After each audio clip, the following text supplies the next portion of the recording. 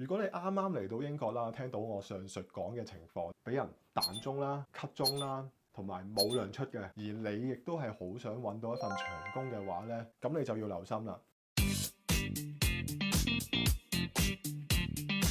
重要嘅嘢擺喺一開頭就講啦。喺英國跟 agent 公司返工廠工，你食屎㗎啦！見完工請完你之後咧，見得純係冇問題嘅喎，但之後一直都冇人 call 你返工，終於等到你 call 啦，聽日返工，你去到公司門口，佢竟然會同你講：咦，冇你名喎，跟住你就會俾個短信佢睇，我收到你嘅 confirm message 嘅喎，然後佢就會講唔係我 send 嘅喎，唔緊要，你坐喺度等等先，跟住等極你都唔會有機會入到閘。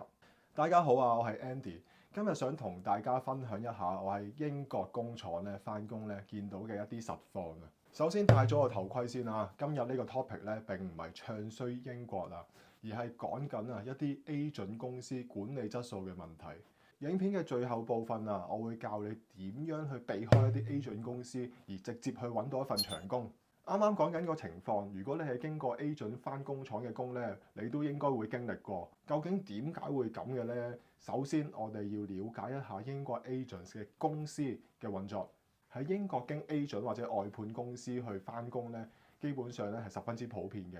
就算喺街邊違例泊車啊，抄你牌嗰個咧都係外判公司嘅職員嚟嘅。將一啲工作或者風險外判啦，對於一間公司咧係有着數嘅。特別係而家嗰個經濟狀況啦。咁呢個玄機相信大家都好清楚啦。咁我嚟咗英國啦，差唔多2年，咁做過啦或者面試過啦，有3間嘅工廠。呢3間咧我都經歷過俾人彈中啦、cut 中啦，同埋冇糧出嘅。跟住咧我就會逐點講下，究竟呢啲係一啲咩玩法。第一 agent 公司嘅招聘策略，佢哋咧就係最中意咧就係請好多嘅人。Let's say 呢間工廠可能有100個位置咧係放一啲 agents 嘅 worker 嘅，但係咧佢哋就會請夠200甚至乎300個，可能更多嘅 worker 翻嚟。佢哋除咗想壯大個 pool 之外咧，其實咧另有目的嘅。因為佢哋每揾到一個人翻嚟，做咗 induction 完成 training 之後咧，佢哋就會有一筆額外嘅獎金或者叫做中介費用。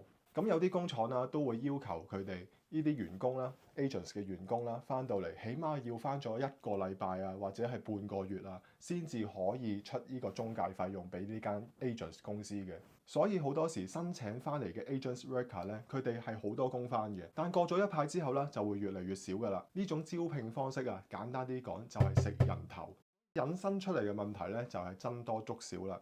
所以一間好嘅 agents 公司咧，根本上係唔會放題式咁去請人嘅。第二，安排返工嘅方式，一般24小時運作嘅工廠咧，都會以 3 on 3 off 或者 4 on 4 off 咁樣去返工嘅，即係返4日放4日。如果工廠係運作正常，而且有足夠嘅訂單，agents worker 咧根本上可以跟住3 on 3 off 或者4 on 4 off 嘅 pattern 去返工嘅。但事實上由上年聖誕節開始啊，好多工廠咧啲訂單都開始減少咗，甚至乎有好多裁員潮出現，直接都影響到 agents worker 開工不足嘅情況。所以 agents 公司咧就會每一日啊都會通知佢咧第2日需唔需要返工。簡單啲講，佢有需要你嘅時候咧就會揾你，冇需要你嘅時候咧你就喺屋企等消息。聽到呢度你可能覺得都係一個遊戲規則啫，但係我跟住落嚟講嘅嘢咧，唔知係咪間工廠或者 agents 公司都會發生啊？但係至少我見到嘅嗰間就係咁。基本上每一日咧，工廠咧都會同 agents 公司溝通嘅，咁咧就會通知聽日咧需要有幾多 agents worker 返工。Let's say 可能聽日係需要有50個嘅，但係 agents 公司咧就好中意 call 定60個，甚至乎70個人返工嘅。咁目的係咩呢？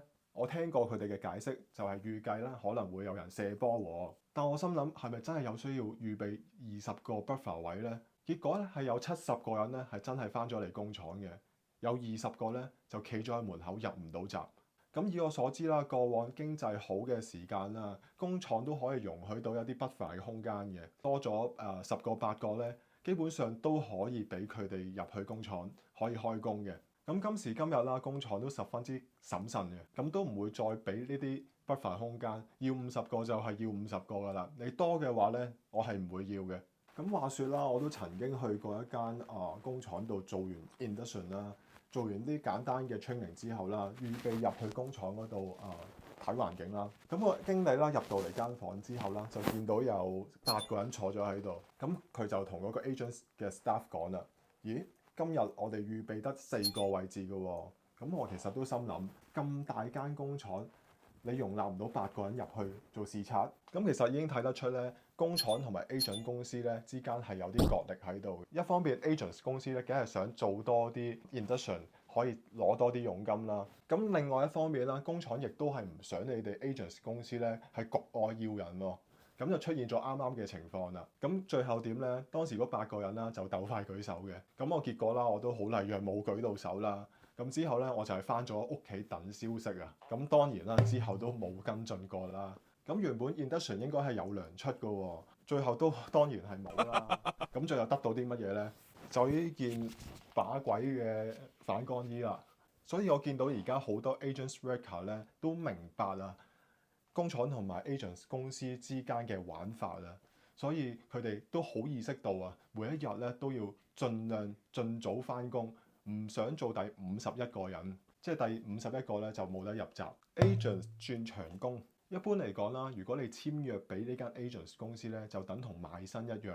雖然好多時啊，你會見到做夠12個禮拜啊，咁就可以由 temp 轉到 perm， 轉做呢間工廠嘅長工。但事實上啦，如果間工廠要請你做長工咧，佢係需要俾一筆贖薪費或者叫轉會費咧，嗰間 agents 公司嘅。除非你係好 outstanding，或者你老細好中意你，咁一般嚟講咧，工廠咧都傾向喺出邊外聘一個身家清白嘅長工翻入嚟，而唔使去俾一筆轉會費。所以我建議你啊，如果你覺得嗰間工廠係好做嘅話咧，你直接去 apply 長工，而唔係經 agents 去申請入去呢間工廠度做。再加上間工廠咧有機會係好多 agents worker 咧都係等緊轉長工嘅。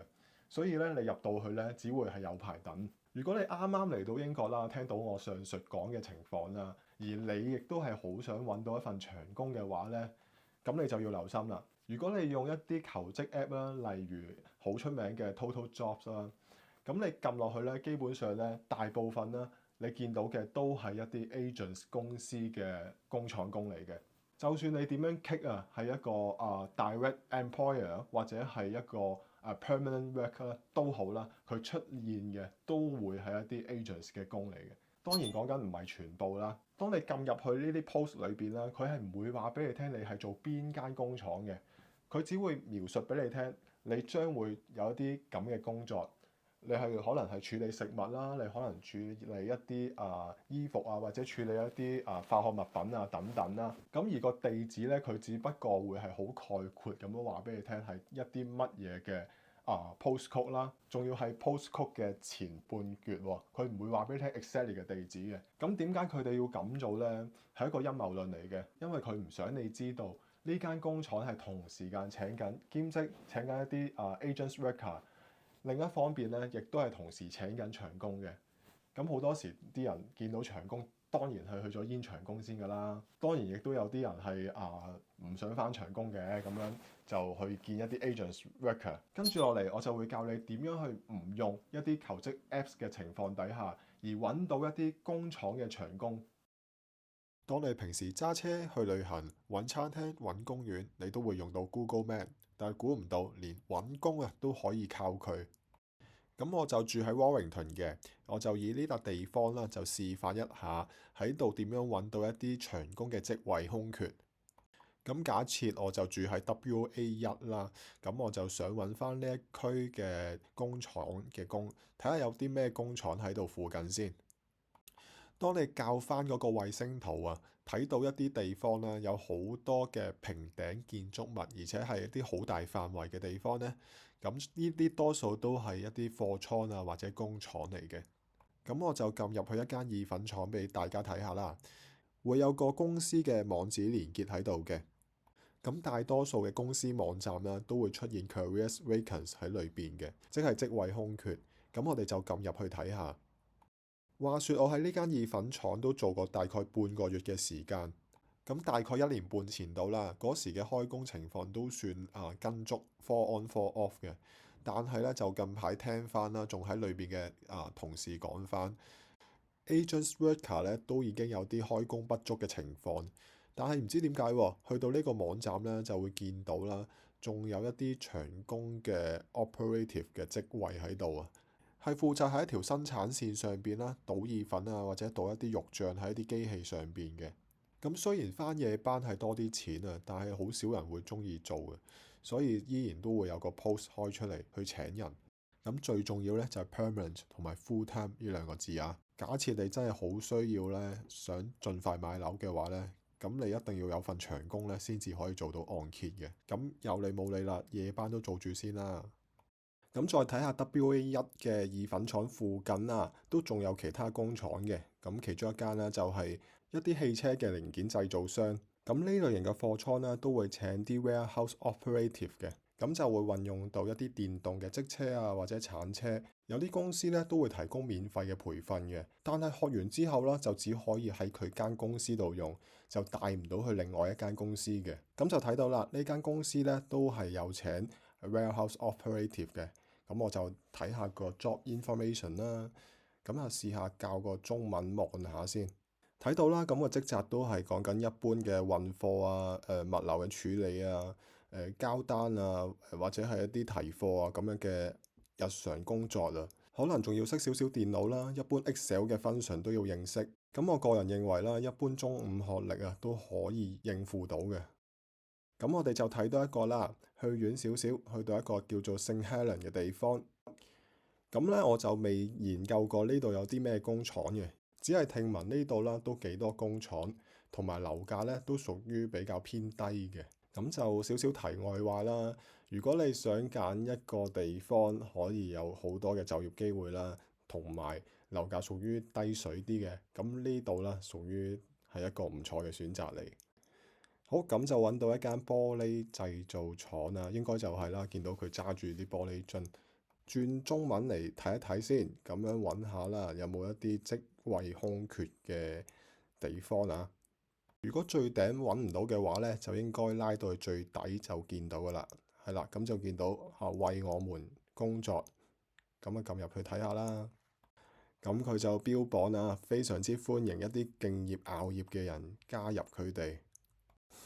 咁再望落啲啦，咁就見到有啲職位空缺啦。咁就係倉庫啦，同埋生產啦。咁其實即係 warehouse 同埋 production 啦。咁見到啦，全職係講緊40個鐘頭一個禮拜啦。咁就係一個恆常嘅職位啦，12個鐘頭輪班。咁即係長工嚟嘅。咁另外細節嗰度啦，仲有啲賣點喎。